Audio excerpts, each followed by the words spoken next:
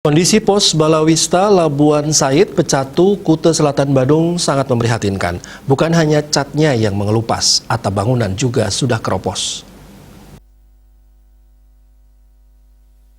Menurut pengawas Balawista Kuta Selatan Wayan Somer, kondisi pos tak bisa dipergunakan secara optimal demi keterjagaan alat. Rubber boot yang dahulunya ditempatkan di sana terpaksa diungsikan ke pos lain.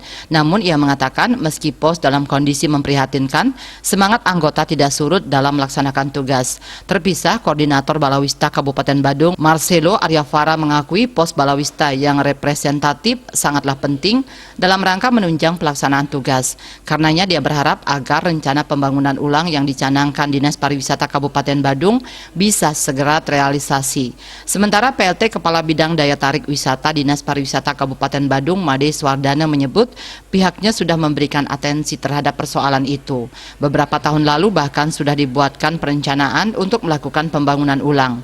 Tahun 2019 sudah direncanakan dibongkar dan membangun lagi dengan anggaran 435 juta, namun belum bisa direalisasikan. Yudi Karnaidi, Bali Post melapor.